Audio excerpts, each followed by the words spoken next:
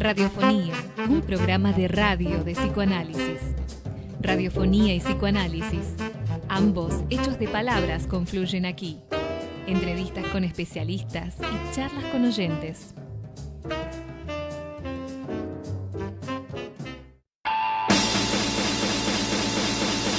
Buenas tardes. Bueno, siendo las 17 horas, esperamos que estén allí, si no, que se vayan uniendo. Esto es de radiofonía, en el formato virtual que venimos practicando en los últimos encuentros. Bueno, los que me acompañan en la mesa de trabajo, como es habitual, es Marta Alcito. ¿Qué tal, Marta? ¿Cómo andás? ¿Qué tal? Buenas tardes. Hola, ¿cómo andan? Bien, muy bien. Y también está Gabriel Puliche. ¿Cómo te va, Gabriel? Bien, ¿qué tal? Muy buenas tardes para vos y para todos los oyentes y para nuestro invitado de hoy también. Muy buenas tardes. Ahora lo vamos a invitar. Bueno, ya que lo nombraste, lo vamos a saludar a Jorge Barros Orellana. ¿Cómo te va, Jorge? Baños Orellana, Belorini. Bien, ¿qué tal? Perdón. Sí, ¿Qué tal, Roberto? ¿Qué tal, Marta, Gabriel? Un gusto estar entre ustedes en esta mesa virtual que tenemos. Bueno, vamos a ver si podemos entrar en conversación, ¿no? Con este tema que, como se anunció, es acerca de un caso inédito de Lacan, ¿no? Me refiero al caso Marie de la Trinité. Marie de la Trinité, una monja dominica, que más o menos de la edad de Lacan, ¿no es cierto? Era un par de años más jóvenes, que hacia 1949 lo consultan, luego de haber andado por varios psiquiatras, neurólogos, tuvo una especie de peregrinación de unos 2 años y medio. Una de las intervenciones le había recomendado, por ejemplo, que se hiciera una lobotomía. Ella afortunadamente continuó el camino y, bueno, y llegó así al consultorio de Lacan, ¿no? Buscando alternativas, podríamos decir, a la lobotomía. A la lobotomía y también a otros psicoanalistas y otras posibilidades que se le habían abierto, ¿no? Pero en las que no duraba.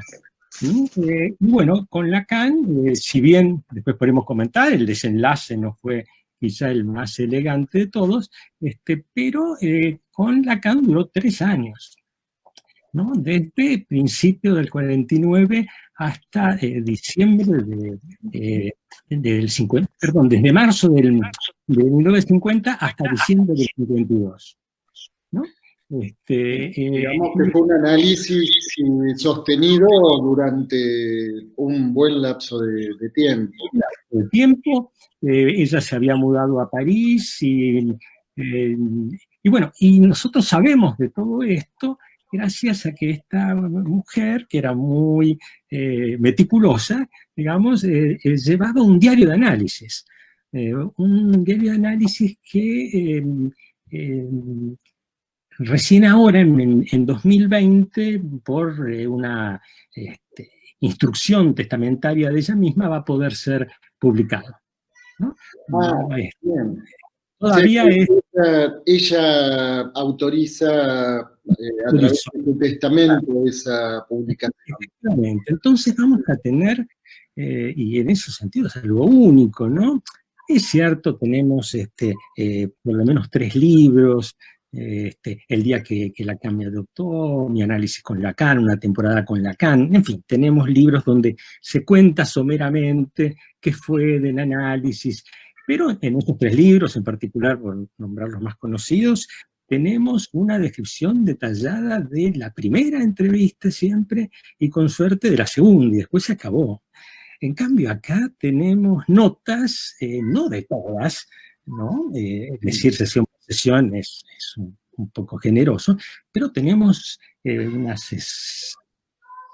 70 páginas, ¿no es cierto?, manuscritas con descripciones de muchas sesiones, con pequeños resúmenes, con pequeños parlamentos de lo que habría sucedido allí, ¿no? Es decir, no hay nada parecido. No, claro. Sí. Jorge, ¿no es cierto?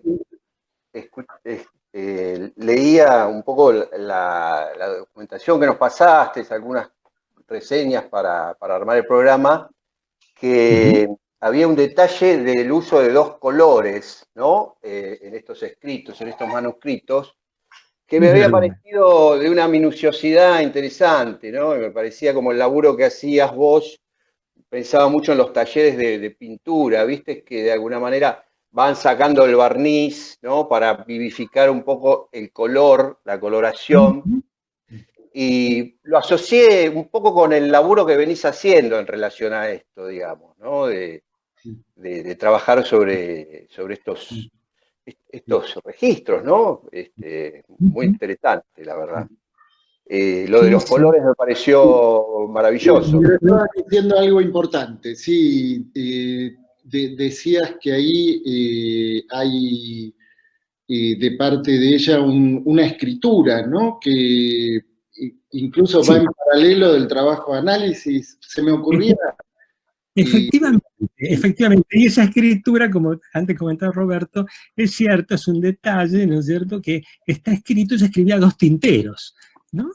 Uno, bueno, muy convencional, uno rojo para las damas, ¿no es cierto?, y el azul para su analista. Entonces, podemos distinguir, ¿no es cierto?, de ver el manuscrito, ¿no? Cuándo participa uno, cuándo participa el otro. De todos modos, volviendo también a lo que decía Roberto, decía recién esto de levantar las capas, ¿no? Ya usando otra comparación, pero levantando las capas del barniz para revivir la cuestión. Y bueno, eso es un poco lo que yo vengo tratando de hacer, por lo menos desde 2004, ¿no?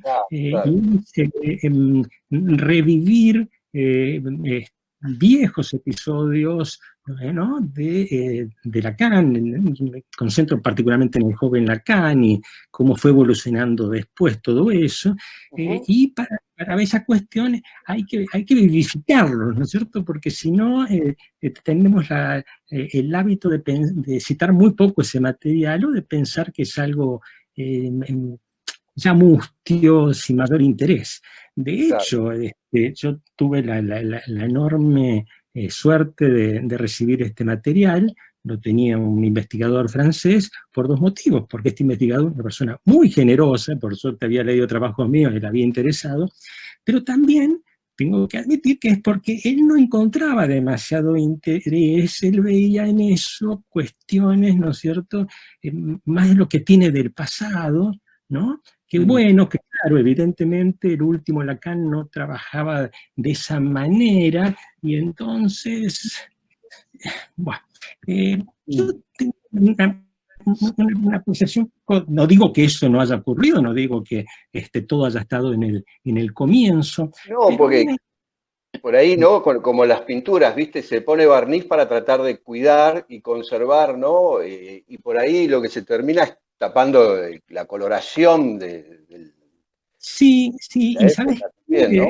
la coloración, porque uno puede pensar, bueno, ¿para qué vamos a estudiar, ¿no es cierto?, los comienzos, que esos comienzos son esbozos, es esa cosa que es pero no está aún? ¿Y para qué eso si podemos leer directamente las grandes fórmulas, ¿no es cierto?, de seminarios que vienen 20 años después?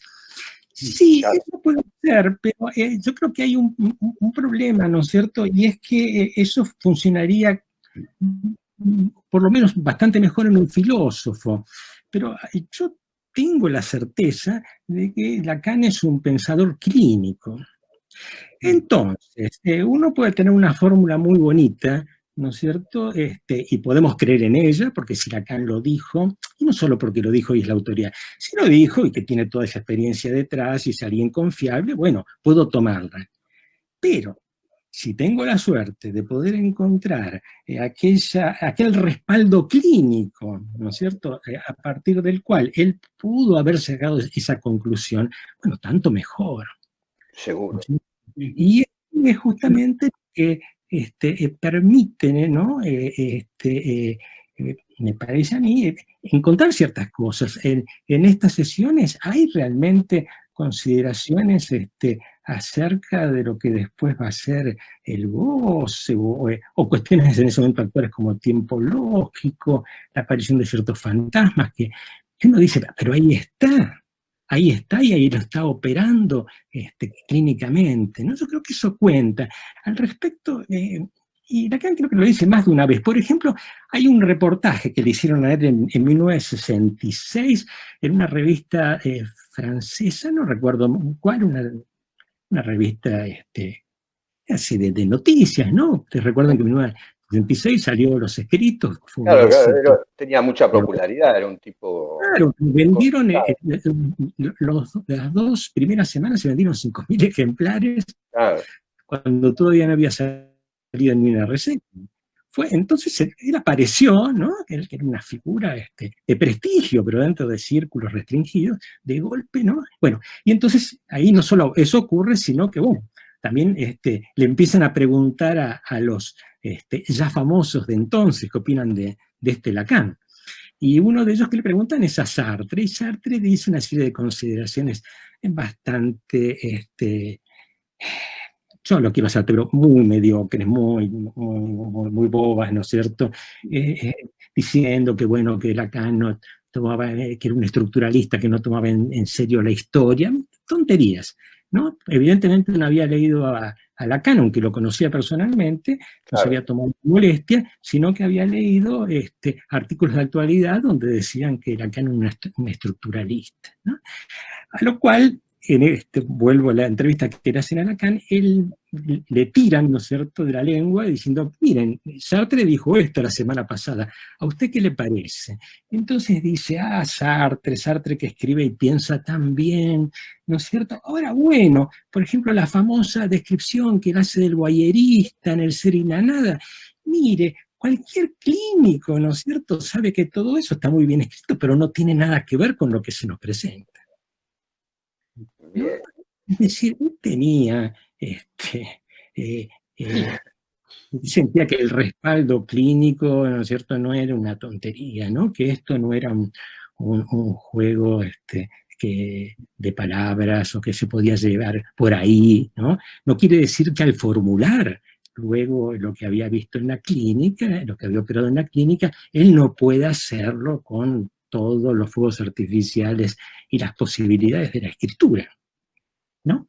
Porque bueno, puede tener otra experiencia, pero después se pone a escribir para ver realmente qué piensa acerca de eso, ¿no? Sí, sí. Además, Jorge, se puede decir también que desde el inicio Lacan tiene una experiencia clínica que se nutre de ámbitos que no son tradicionales, ¿no? El ámbito penitenciario, por ejemplo, con lo cual, digo, ahí no es solamente alguien que escribe en una especulación teórica, sino que se ha metido los pies en el barro, se podría decir. Exactamente, sí. Y estaba en diálogo con muchas cosas, Sí, ¿no? sí. Esto que estoy hablando ahora en realidad forma parte de lo que va a ser, espero que el año que viene salga el segundo tomo de lo que llamo la novela de Lacan, ¿no? Justamente en el primer tomo ocupaba de los primeros tiempos en el psiquiátrico, ¿no es cierto?, en Santán, ¿no? Y qué fue lo que pasó ahí, qué interacciones tuvo, también con la cosa penitenciaria, ¿no es cierto?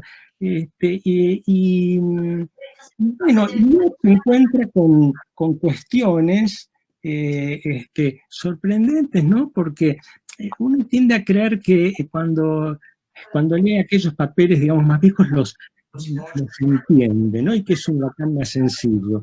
Cuando en realidad no es tan así. La posibilidad de cometer anacronismos es inmensa. Por ejemplo, hay un lugar común, ¿no es cierto?, que dice que, bueno, que los llamados fenómenos elementales, el automatismo mental, es un fenómeno, dirían los médicos, patognomónico propio, ¿no es cierto?, de la psicosis, ¿no? Y en realidad, Lacan estaba, que eso lo recibe directamente de Clerenbeau, ¿no es cierto? Pero estaba en un medio donde, sobre todo el segundo de Clerenbeau, que era George Heger, ¿no? Estaba muy próximo a Lacan, firmaron varios artículos juntos. Un par, ¿no? Como... Claro, él había visto que el automatismo mental aparecía prácticamente en todos los cuadros neurológicos. En todos. Él decía, he visto y hace artículos sobre automatismo mental en un tumor del tálamo, qué sé yo. ¿No?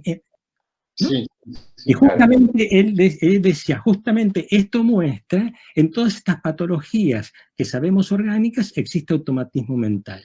Entonces, nosotros tenemos la psicosis. En la psicosis no sabemos si es una patología orgánica, pero sí sabemos que tiene automatismo mental. Luego, es altamente probable. Entonces la cuestión es esta, ¿cómo este muchacho, ¿no es cierto?, que estaba en esto, que escuchaba esto, que incluso escribió un artículo que en el segundo año de la residencia, que fue muy bien recibido, él descubrió, Lacan, el joven Lacan, que aparecía automatismo mental donde no se había visto mucho, que era en las demencias sifilíticas, que era el cuadro donde era prácticamente la única patología, entre comillas, psiquiátrica que se tenía hasta la anatomía patológica y hasta hacía poco se había descubierto cuál era el agente ¿no? El treponema pálido, todo se tenía. Es decir, él se había convertido en una especie de joven campeón de la organogénesis de la psicosis. Claro. Entonces, si uno sabe eso, se pregunta, ¿cómo hizo este tipo para 2 años después, ¿no es cierto? 1 año y medio después con la tesis, dar completamente vuelta? ¿Cómo repensó? ¿Cómo pudo? ¿No? Es decir, se transforma el pensamiento de Lacan en algo mucho más sutil y complicado y con más vueltas que uno tiene que, ¿no? Que ver, bueno, qué camino habrá seguido, ¿no? Realmente es una trama novelesca, cómo habrá hecho, a través de qué, a través de qué cosas, ¿no? Bueno, con Marie de la Trinité y con, de alguna manera, reúne en torno de este caso, ¿no es cierto?, para el libro del año que viene. ¿Cuánto tiempo es que él la atiende, Jorge? Él la atiende de prácticamente 3 años, desde principios de 1950 hasta diciembre del 52. ¿No? Buen tiempo para ella. Pues sí, ¿no? Sí. Muchísimo. Entonces, pero lo que iba es que lo que trato de ver en este segundo tomo, así como en el primer tomo veía esa cosa inesperada, ¿no?, de ese primer Lacan, cómo salió de ese organismo, cómo, ¿no? Claro. No de manera sencilla como nosotros le suponíamos, de ninguna manera. Y en este caso lo que estoy viendo es qué tenía que ver de cuestiones que pudo elaborar después con su formación católica. Claro, porque yo justo te iba a preguntar eso, ¿no? Y en esto que vos decías, se podría decir, tomando algo que vos, por lo menos en los textos que nos mandaste, le das un lugar muy importante, ¿no? Que es cómo es que cambia de fe, ¿no? Sí, sí. La fe en el organismo a, bueno, el psicoanálisis, ¿no? Sí. Exactamente, ¿no es cierto? Sí,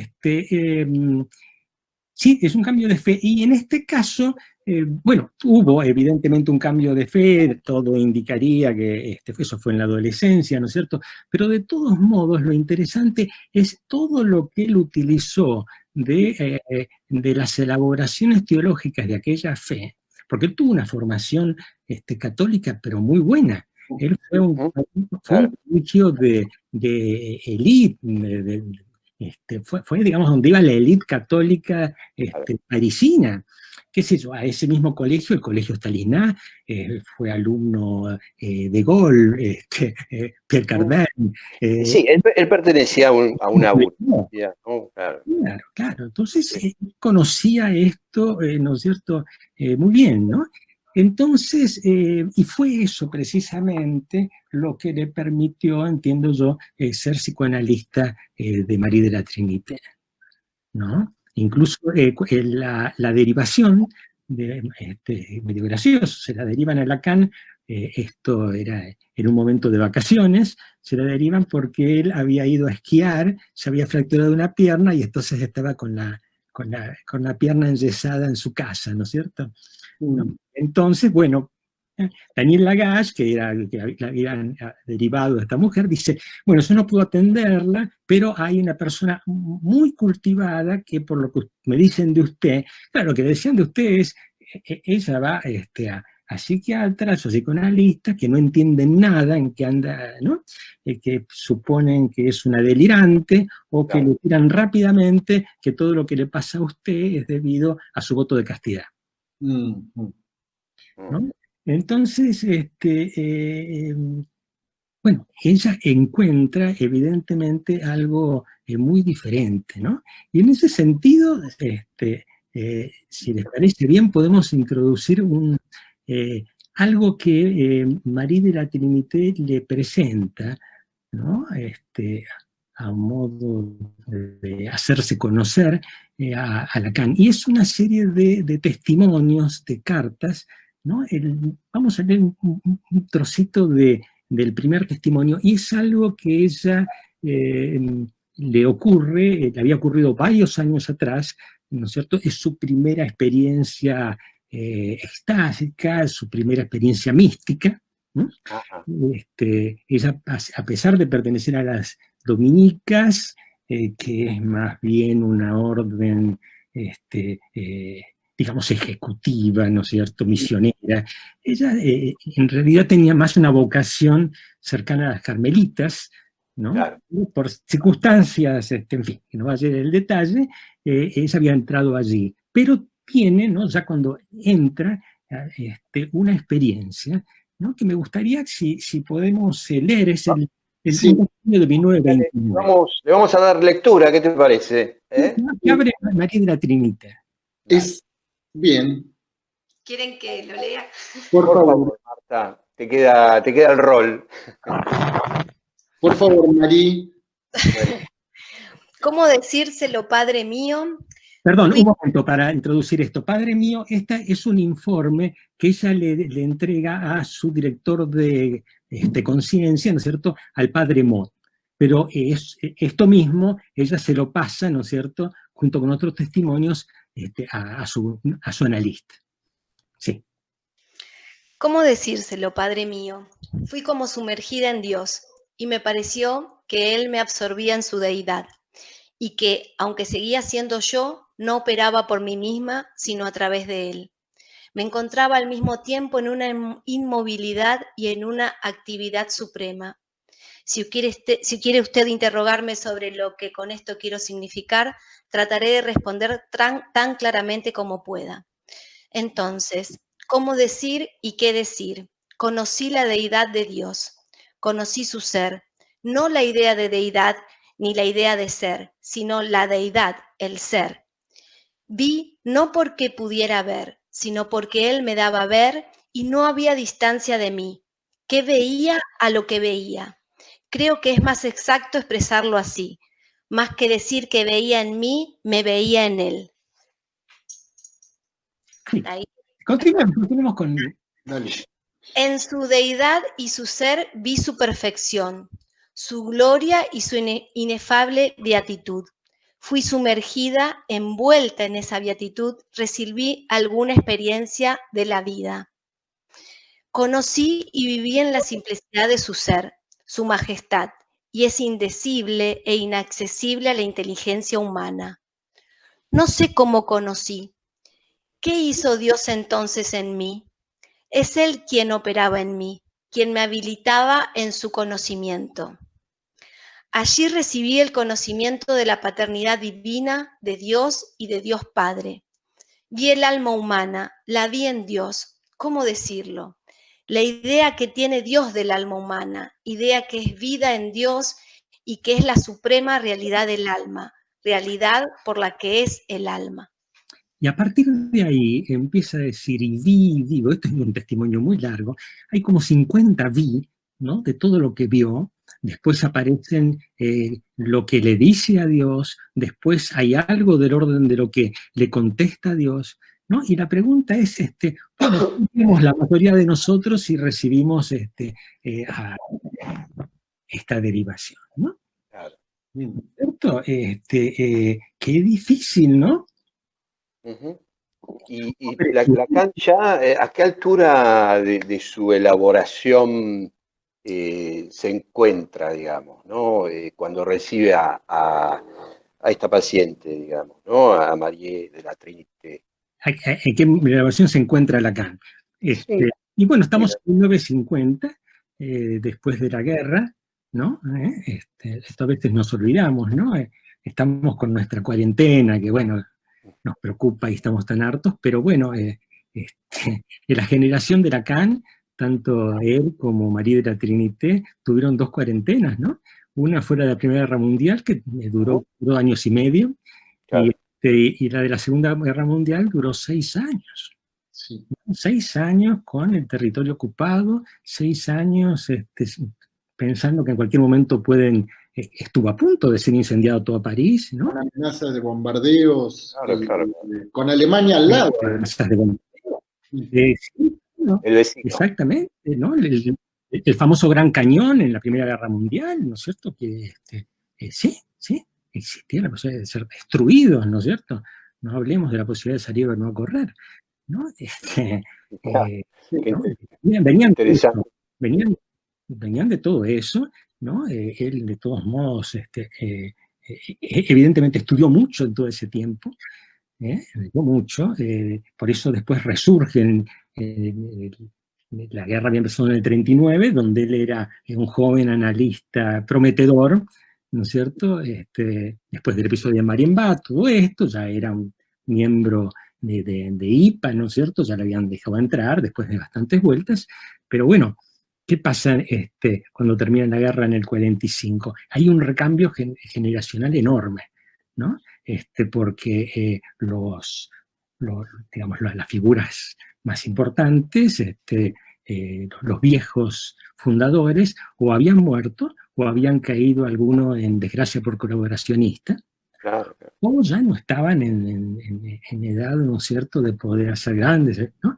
Entonces, bueno, es el momento donde Lacan tiene un lugar en la enseñanza, ¿no es cierto?, de los candidatos, y empieza a publicar, y bueno, estamos en 1950, ¿no? Todavía ahí recién comenzaban, ¿no es cierto?, las publicaciones, pero aparece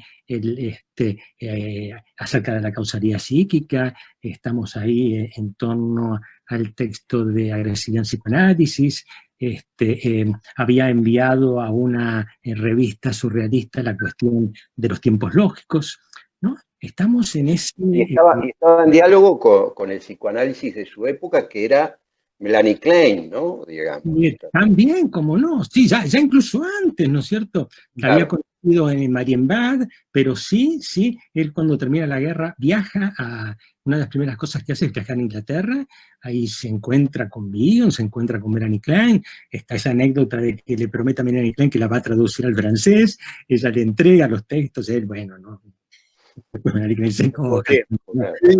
Otras cosas, digamos. Pero evidentemente la tenía, la conocía, la tenía estudiada, ¿no? Y da cuenta en esos textos, ¿no? En la agresividad en psicoanálisis hay un elogio, evidentemente, a Melanie Klein, sí. Pero estamos acá en un momento que es las vísperas del seminario, digamos.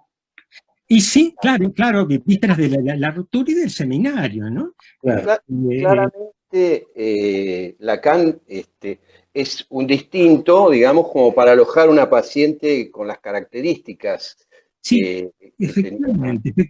Y en ese sentido, ¿no es cierto?, podríamos detenernos horas, ¿no?, en el testimonio anterior, esto después vuelve a haber otras experiencias parecidas, donde ve, donde escucha, donde habla, donde recibe indicaciones, ¿no es cierto?, de Dios, ¿no? Pero creo que para tener un poco más claro, ir ya al material duro de las sesiones que habíamos prometido, me parece que sería bueno, tenemos de nuevo ahí a María de la Trinité, ¿no es cierto?, si nos puede leer lo que anotó en la sesión del 24 de octubre de 1951. Sí. Marí, por favor. A ver, Marí. El tema de la relación alimentación-eucaristía que Lacan instala muy discreta y delicadamente, punto suspensivo, pone recuerdos, la hostia de la fiesta de la Santísima Trinidad y reproches del Padre Mote, la noche de Santa Catalina y tantas hostias. ¿No? Es decir, así son las notas. No es tan sencillo, ¿no? La suerte de tener ese material, pero hay que trabajarlo, ¿no es cierto? Pero creo que vale la pena tener presente estas 5 líneas, ¿no? Entonces, eso lo que dice es que Lacan instala muy discreta y delicadamente, lo anota, ¿no? Se ve que eso para ella fue importante, el tema de la relación entre alimentación y Eucaristía, ¿no? La Eucaristía, bueno, es la comunión, ¿no es cierto? Claro. Pero una especie de lazo de alguna manera. Puedo pensar, qué ocurrencia, ¿no?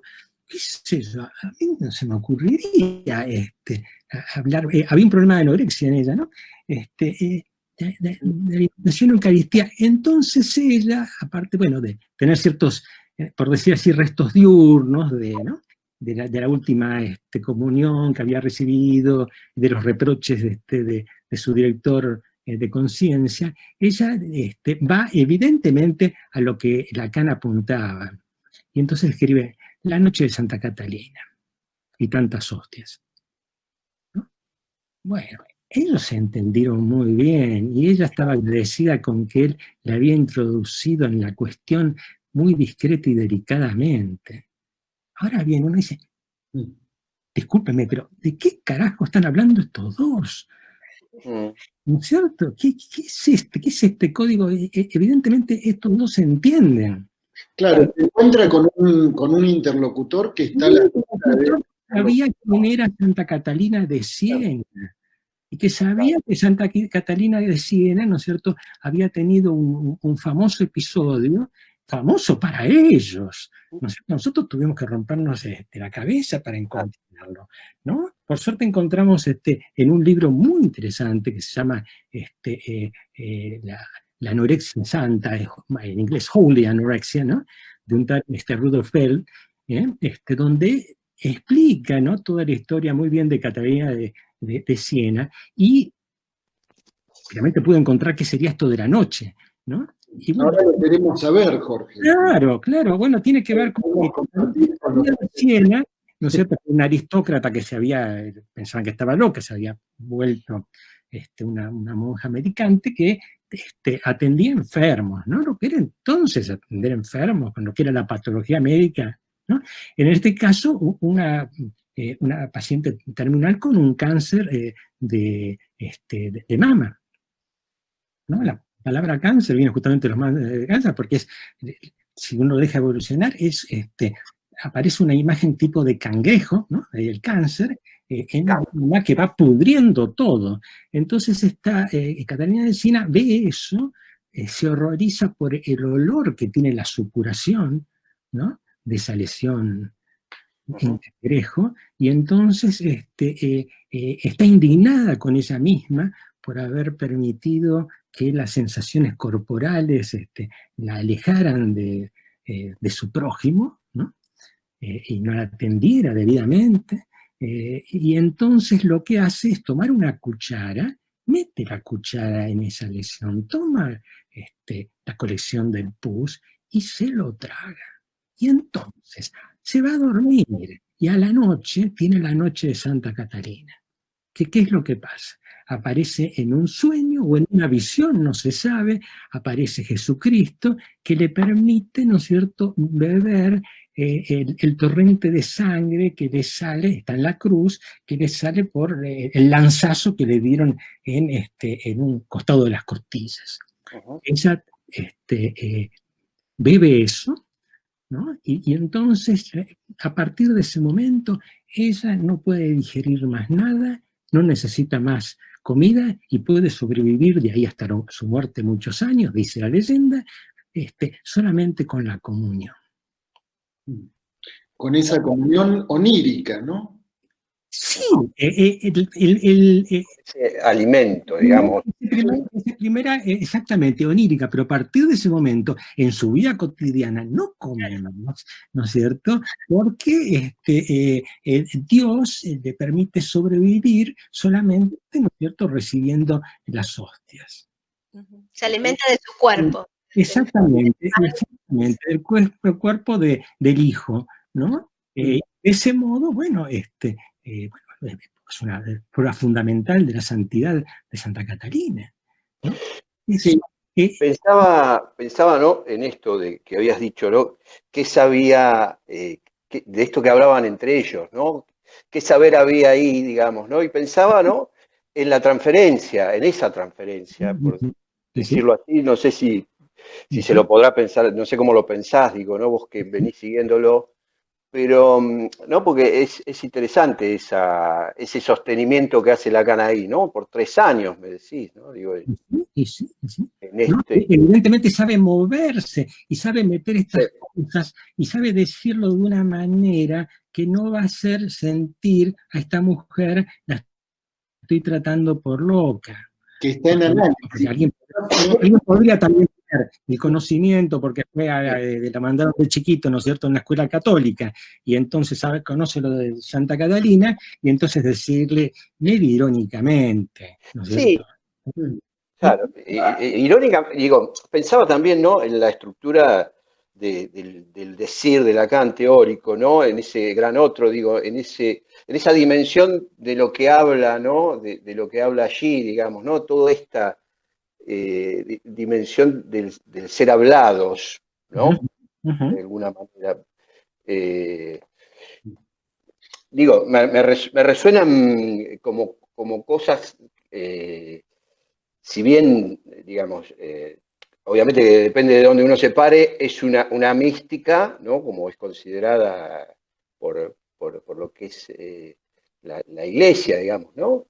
Por eso ha habido un secreto que se empieza a levantar recién hoy, digamos, ¿no?, por el tratamiento también que se le da desde el registro de lo religioso, y que obviamente se encuentra con un Lacan que sabía de eso, Sí. que sabía operar, digamos, también en relación a esto de la transferencia, y también es como nada, hay como ciertas resonancias, ¿no?, de eso que habla ahí, que es interesante para pensar también en relación a la construcción de los conceptos lacanianos con la clínica también, ¿no? Digo, con esta clínica que vos venís siguiendo, digo, es interesante eso.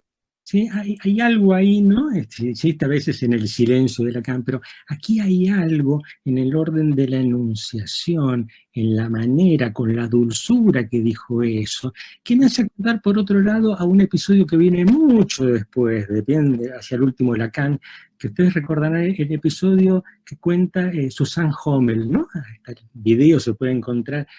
Cuando cuenta su análisis, ella dice que tenía un insomnio crónico muy serio, y cómo eso se levantó. Ella estaba contando a Lacan que a las 5 de la mañana aparecía en su edificio durante la Segunda Guerra Mundial, ¿no es cierto? Ella es de origen alemán, ¿no? Aparecía la Gestapo, ¿no?, para capturar judíos. Y entonces había un revuelo, había el terror de que entraran a su departamento, cómo esconderse, ¿no? Y mientras contaba esto, dice que Lacan se acercó muy delicada, muy dulcemente, la acarició y le dijo, Gestapo, ¿no? Gestapo, pero jugando y transformándolo en gesta, ¿no? Gesto, po, ¿no? De gesto en la piel, ¿no? Y la acarició. Esa fue su intervención, con mucho cuidado. Ella dice, yo no sé qué es eso, qué ocurrió, ¿no es cierto? Ella lo leyó, no es que Lacan dijo el Gestapo, sino que le hizo el gesto. Ella sacó cuando salió de sesión y habló con sus amigos que querrá decir Gestapo. No sabemos. Él lo acarició. Él tuvo una consideración hacia eso que esta mujer estaba contando. Él, digamos, acarició a esa niña. Sí. Esa niña aterrorizada. Esa niña aterrorizada, como también había hablado a María de la Trinité con una voz suave, como diciendo, sí, yo quiero ser como Catalina de Niza, y que me alimente Dios, y de una manera donde no le da a entender que es una ridícula, que es una neurótica, o que, ¿no?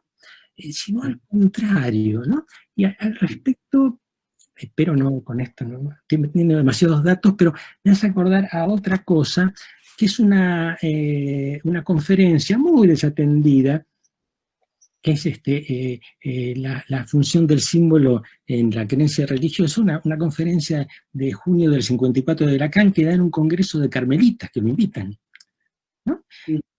Se puede encontrar ahí escondido en el librito chiquito que salió sobre el mito individual del neurótico. ¿No? Hicieron una grabación. Ahí, ¿qué pasa? Ahí cuenta un caso, evidentemente recibía de estas cosas Lacan, de un muchacho que quería ser sacerdote, ¿no? Que quería primero, creo que primero quería entrar a cierta orden. Y entonces Lacan, y se los cuenta a la gente que está ahí, dice, bueno, esto se los quiero contar a ustedes, acá hay teólogos, hay gente que viste el hábito, ¿no? Y algo que a mí me escandalizó, y es que este muchacho, ¿no es cierto?, no esperaba recibir el llamado, ¿no? Se supone que alguien, si quiere, ¿no es cierto?, en fin, entrar en una orden, ser sacerdote, tiene que recibir el llamado de Dios. El muchacho decía, no, yo estoy de acuerdo, aparte yo creo en la realidad histórica de Cristo y en que Él resucitó. Y entonces Lacan cuenta, y yo le dije, mire, si vamos a creer que son dioses, toda la gente que resucita estamos perdidos. ¿No? Extraordinario. Él le pedía que tenía que recibir el mensaje de Dios. ¿Qué es eso? Estaba escandalizado. ¿No? Es decir, ¿no? Por eso de ninguna manera el testimonio, ¿no es cierto?, de María de la Trinité le pudo haber escandalizado. Le pareció muy bien. Le pareció bien porque había otra tramitación, ¿no es cierto? Hay otra cosa, ¿no? Y le parecía muy mal que este otro no estaba esperando lo que podríamos decir su alucinación. Claro. Sí. Claro. ¿Cierto? Hay, bueno, Bueno, creo que está en Netflix, no sé si vieron Los dos papas. Ahí está la cuestión, ¿no es cierto?, de Francisco, que él ya tenía novia, se iba a comprometer todo, porque si él sentía que tenía una vocación sacerdotal, no venía la palabra de arriba, no venía algún tipo de signo. Y justamente uno de los desenlaces de la película, de los 3 o 4, ¿no es cierto?, tiene que ver con eso, ¿no? Con que, bueno, él recibió el llamado, si no, no. Sí. No sabemos si fue el llamado de no te cases, ¿no? Ir para el... Nosotros, por supuesto, tuvimos un esfuerzo para zafar, ¿no es cierto?, de todo lo que... ¿Cuál fue el llamado, no? O la advertencia. Por supuesto que sí. Pero, ¿no es cierto?, aquí estamos, ¿no?, frente a alguien que actúa de otra manera, ¿no? Tiene estas consideraciones. Y a propósito de esto, porque quería mostrar un poquito más, era la promesa, temo que se nos corra el tiempo. Tenemos 10 minutos. ¿Por qué no vemos la sesión del 13 de febrero? Ahí tiene que hablar, no sé quién va a ser, muchachos de ustedes, de Lacan. Sí, yo puedo cargar. Porque... La voy a leer en español. Sí. Es la sesión del 11 de febrero del 9 de Caracas.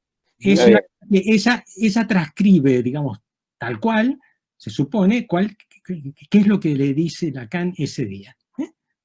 Adelante, Lacan. Usted no se permite un tiempo, el tiempo de escucha, entre lo que le estoy diciendo y su respuesta, porque quiere arrinconarme. está tan segura de tener razón. La personalidad no fue descubierta hasta después de nuestro Señor. Usted ha elegido la purificación del alma, pero su preocupación es el beneficio, es la codicia del avaro que no se guarda nada para sí mismo, se priva de todo. Lea North, él dice todo lo que no debemos pensar del Evangelio. ¿Qué les parece, no? Una intervención. Uno podría decir, bueno, la primera parte me parecería una aplicación, ¿no es cierto?, de los tiempos lógicos, ¿no? Claro, dicen eso. La medida, ¿no es cierto? Usted nos está permitiendo un tiempo, el tiempo de la escucha, usted me replica antes de escuchar, ¿no es cierto? Pero, Jorge, ahí es interesante también porque esa intervención es en un momento en donde ya Lacan tiene cierta autoridad, ¿no? Se autoriza a cambiar el tono, digamos, ¿no? Ya no hace falta necesariamente tanta dulzura, ¿no? O bueno, o le parece que a esta altura, y con estas cosas que le está ocurriendo, ¿no? Con este oposicionismo que parece sentir parte de ella, le dice, usted está sorda, mijita. Sí, la acerca y le señala un beneficio, ¿no? Un beneficio de ella. Y después le dice, sí, un beneficio que lo compara con el avaro, ¿no? Aquel que termina, ¿no? Guardando todo. Bueno, ustedes recuerdan que mucho más adelante Lacan toma la cuestión del avaro de Molière para hablar del objeto A. Sí. Bueno, sí. miren esto, mírenlo ahí, ¿no? Dando vueltas. Y después le tiran, ¿no es cierto?, bibliografía para que, si quiere entender bien lo que dice el Evangelio sobre la purificación del alma, léalo para darse cuenta que no lo conté. ¿No? Sí, lea North, ¿no? Sí. Pero digo, ahí hay un cambio de posicionamiento, ¿no?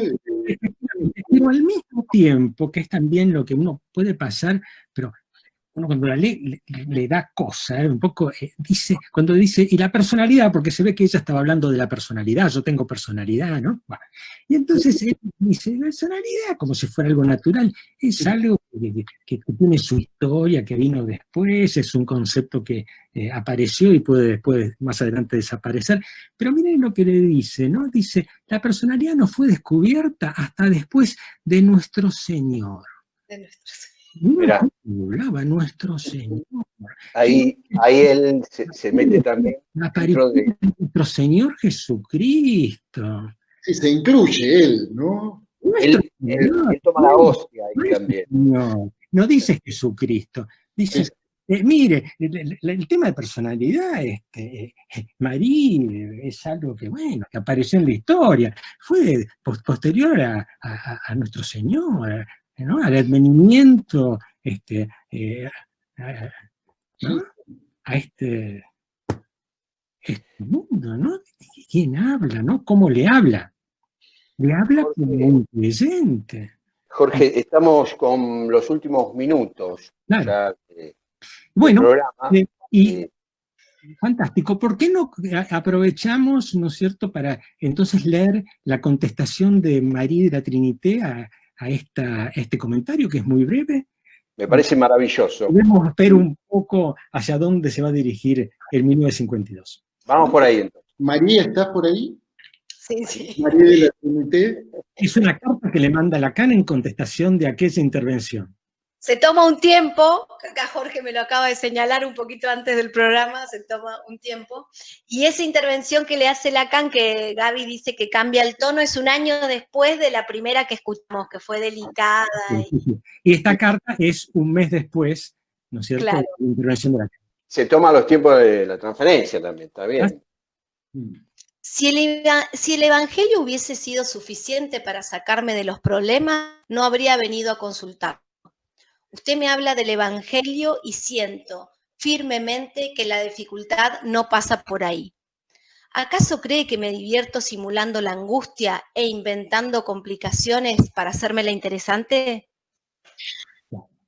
Ahí tenemos, ¿cierto?, Mirá vos, al ring de la confrontación imaginaria, ahí, ¿no es cierto?, esto de, ¿no? Aquello que al principio estaba tan bien, que este hombre sí había leído el Evangelio y que entendía de sutilezas de la teología y que la empujó, ¿no es cierto?, a mitad de la cura a que estudiara hebreo, Claro.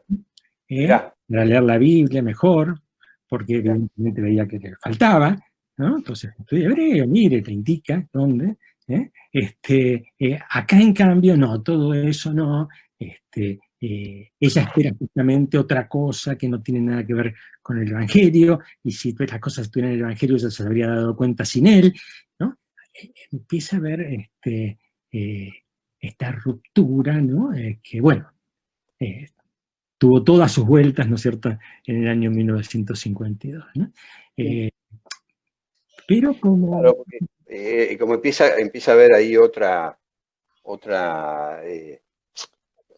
lazo, digamos, ¿no? En ese diálogo que construye, ¿no? Básicamente transferencia negativa, ¿no es cierto? Sí.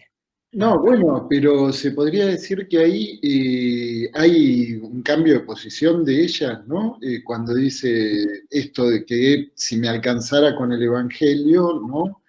Y además, bueno, esto no es una actuación, no es locura religiosa ni locura histérica. No, es muy interesante esta pequeña viñeta, si lo pensamos así como viñeta, digamos, ¿no?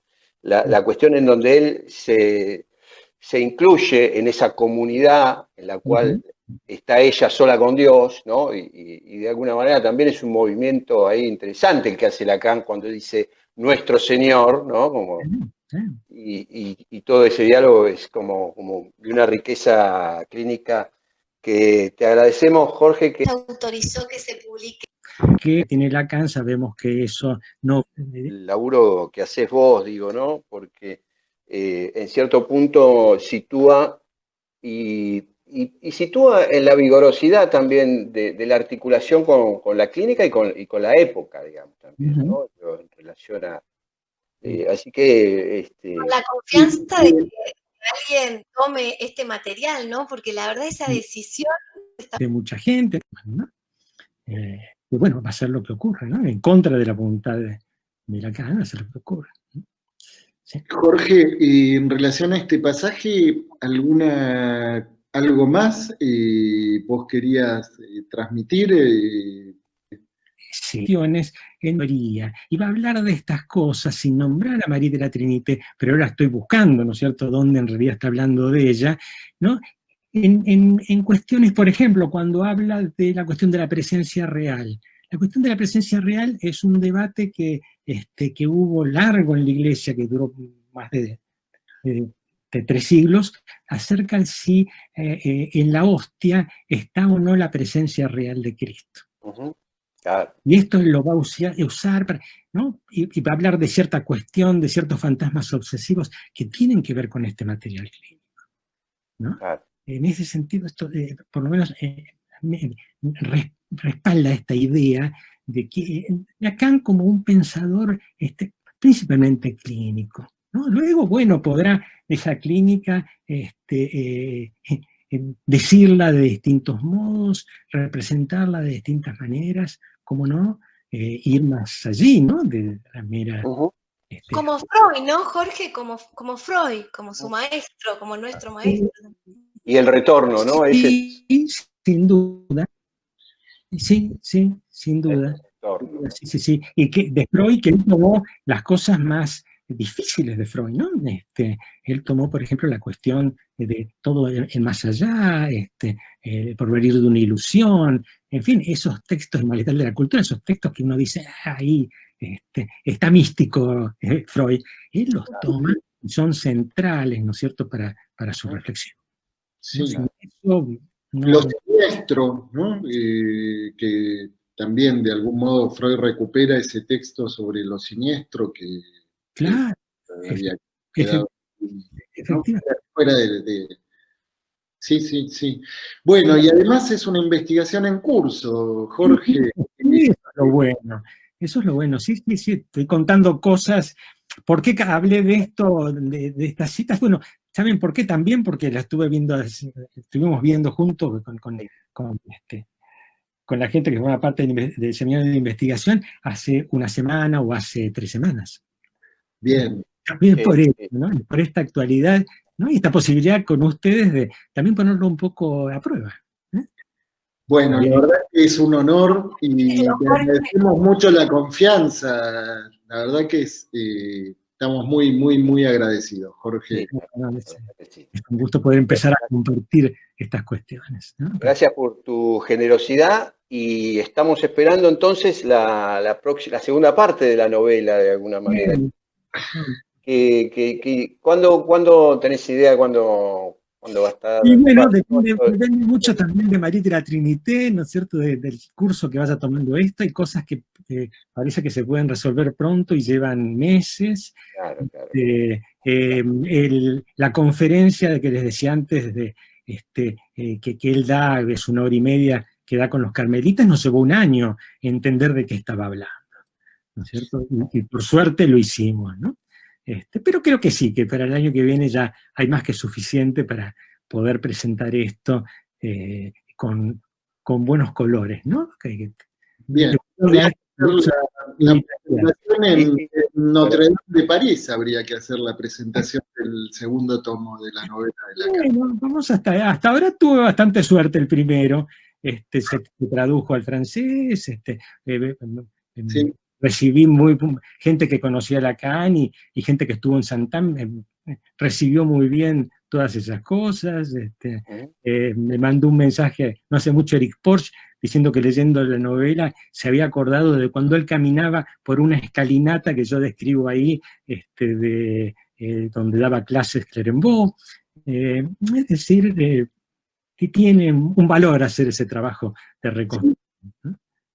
Bueno. Bien. Jorge, te agradecemos nuevamente la participación en Radiofonía, el haber estado aquí con nosotros compartiendo todo esto que estuvimos conversando contigo.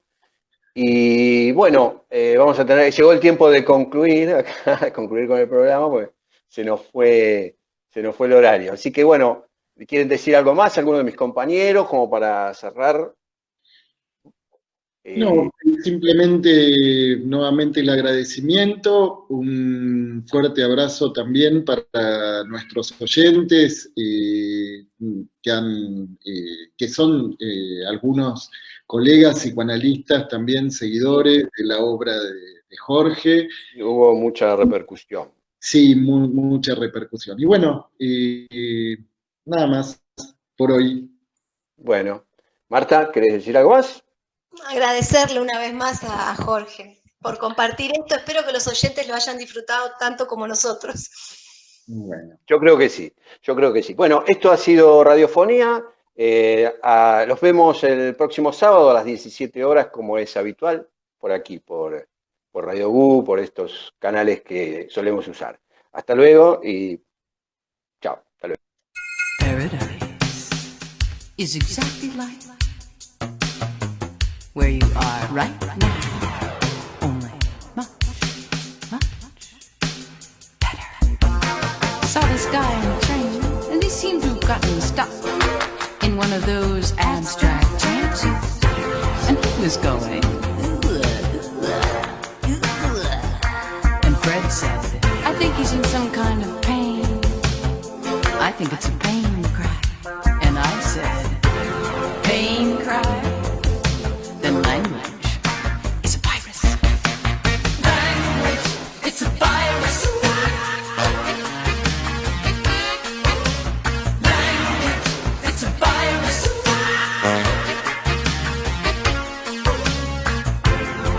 Well, I was talking to a friend, and I was saying I wanted you,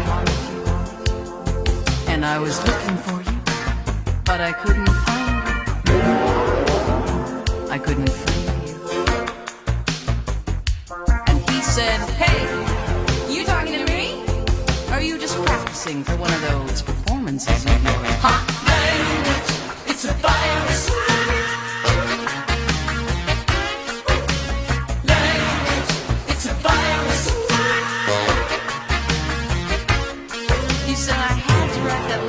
your mother. And I had to tell the judge that it was you. And I had to sell the car and go to Florida because that's just my way of saying that I love you. Had to call you at the crack of dawn and list the times that I've been wrong. That's just my way to say that I'm sorry. It's a job. Sorry. Language, it's a virus. Language, it's a virus.